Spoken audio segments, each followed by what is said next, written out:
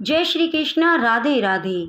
जन्माष्टमी के अवसर पर मैं आपको भगवान श्री कृष्ण की अनसुनी कहानियाँ श्रवण कराने जा रही हूँ। आप इन कहानियों को अंत तक पूरी श्रद्धा और प्रसन्नचित्त मन से सुनिएगा।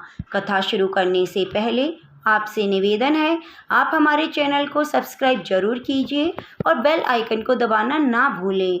कमेंट बॉक्स में जय श्री कृष्ण जरूर लिखिए।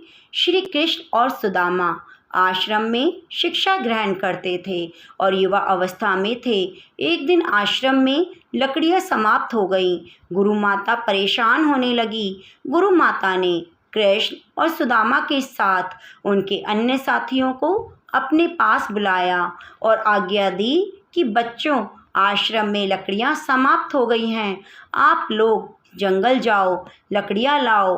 गुरु माता ने उन्हें एक पोटली देकर कहा, अगर भूख लगे तो इनमें से चने निकालकर बराबर बांटकर खा लेना। श्री कृष्ण और सुदामा पोटली लेकर आज्ञा मानकर लकड़ियां लेने के लिए जंगल में चले गए।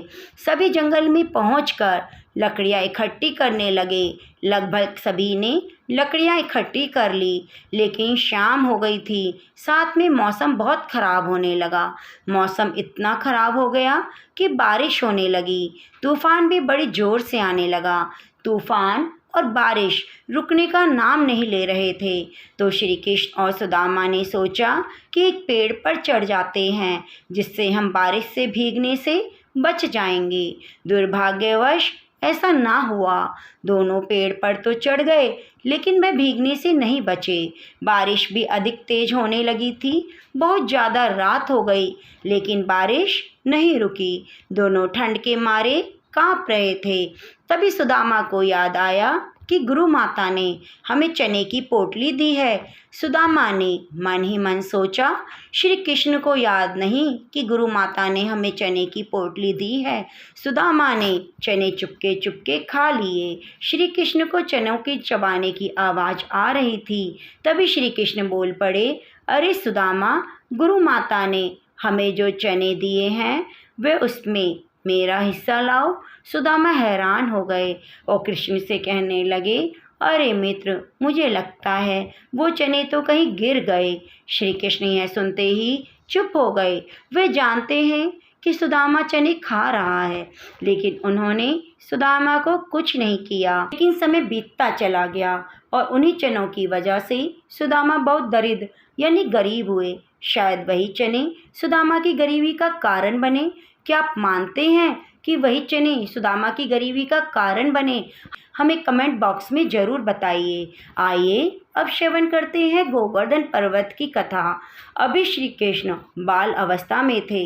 नगर में बहुत चहल पहल थी। उधर श्री कृष्ण आश्चर्य में थे कि आखिर आज कौन सा त्यौहार है, जिस कारण नगर में चार चांद लग गए। श्री कृष्ण और दाऊ भैया घूमते हुए उस स्थान पर जा पहुँचे जब पूजा करने की तैयारियां हो रही थी। श्री कृष्ण आश्चर्य से पूछ लेते हैं, आखिर नगर में इतना शोर क्यों हो रहा है? उस स्थान पर एक महान ऋषि आए हुए थे, जो उस रास्ते से जा रहे थे जिसमें वह नगर रास्ते में पड़ता था। नगरवासियों ने ऋषि को देख वहाँ बुला लिया, जो उस समय वहाँ उपस्थित थे। श्री कृष्ण की यह बात सुन लोग जवाब देते हैं कि आज इंद्रदेव की पूजा है, उसी की तैयारियां चल रही हैं। यह सुन श्री कृष्ण बोलते हैं, अच्छा, लेकिन इंद्रदेव की पूजा क्यों की जाती है? आखिर वो हमारे लिए क्या करते हैं? लोगों ने बोला, वे समय समय पर बारिश कर इस धरती को उपजाऊ बनाते हैं, फसलें उगती हैं, पशु पक्षियों की प्यास मिटती है, हमारी हर एक पानी से जुड़ी समस्या खत्म हो जाती है। श्री कृष्ण कहते हैं, इसमें इंद्र की पूजा करने की क्या ज़रूरत? यह तो उनका कर्तव्य है। समय समय पर बारिश कर धरती को उपजाऊ बनाएं। वे देवी देवता होते तो हमारी जीविका चलती। जिस प्रकार किसान की जीविका उसका फसल होती है, उसका इष्ट देव अन्न देवता है। व्यापारी की जीविका धन है या व्यापार होता है, उसकी इष्ट देवी लक्ष्मी होती है। इसी प्रकार हमारी जीविका दूध दही माखन है, तो हमारी इष्ट देवी गाय माता, हमें गाय माता की पूजा करनी चाहिए।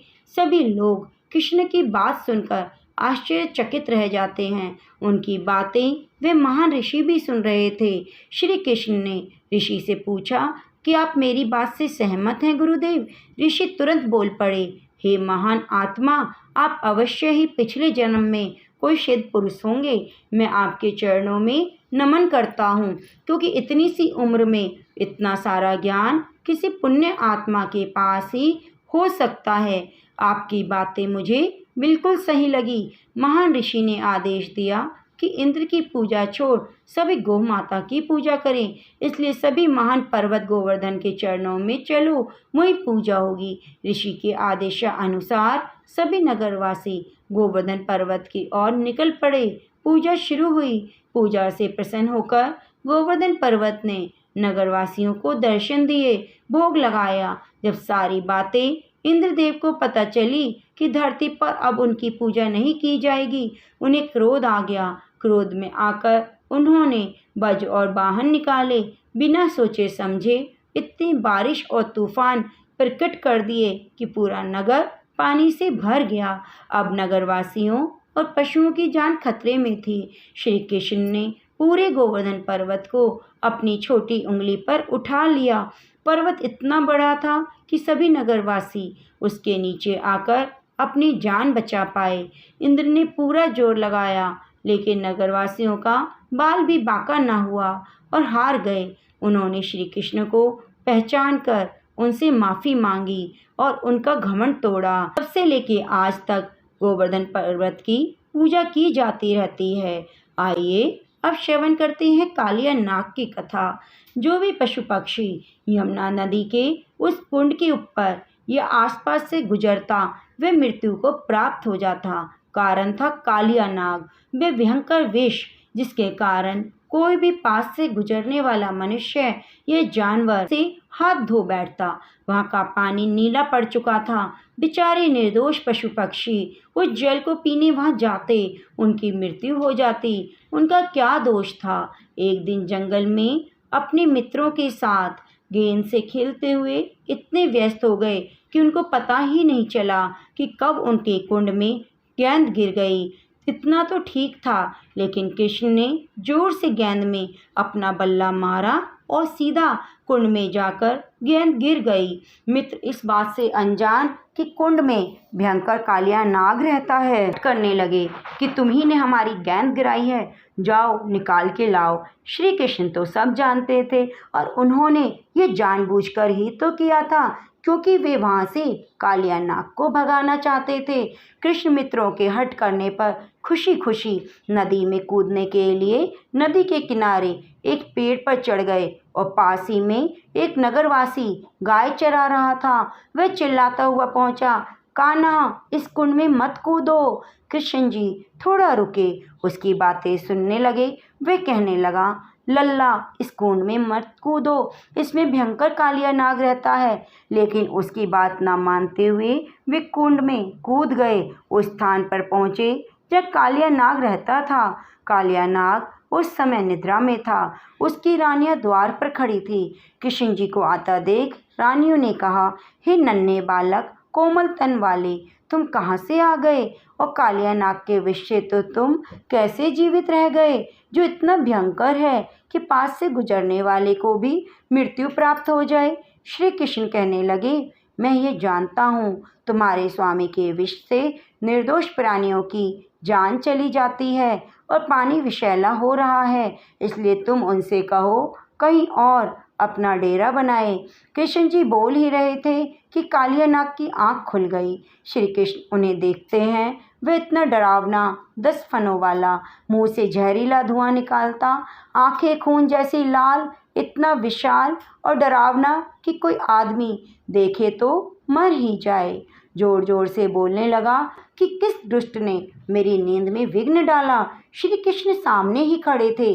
कालिया कहने लगा, बालक, तेरा इतना साहस कि कालिया नाग के आगे सही सलामत खड़ा है। चल, हम तुम्हें माफ़ करते हैं। इसका फ़ायदा उठाते हुए अपनी जान बचा और चला जा। श्री कृष्ण कहने लगे, जाना तो तुम्हें पड़ेगा, क्योंकि तुमने इतने पाप किए, निर्दोष प्राणियों की जान ली, पानी दूषित किया, जिसके कारण अनेकों जीवों की जान चली गई, इसलिए चले जाओ।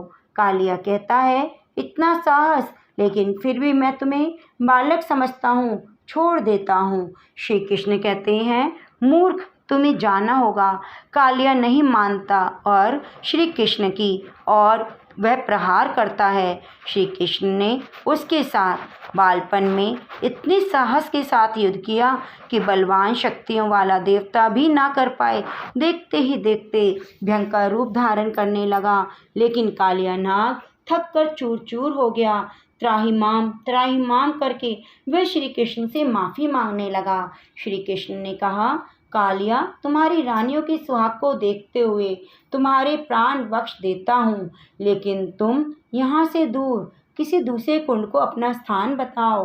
कालिया श्री कृष्ण को पहचान लेते हैं और दूसरे कुंड में जाने से पहले वे श्री कृष्ण को अपने फनों पर नृत्य करवाते हैं। किनारे पर सभी नगर निवासी इकट्ठा हो जाते हैं, जो ये दृश्य को देखकर नतमस्तक हो जाते हैं। इस तरह कालिया को श्री कृष्ण ने यमुना नदी के उस कुंड से दूसरे कुंड में भगाया और प्राणियों को बचाया।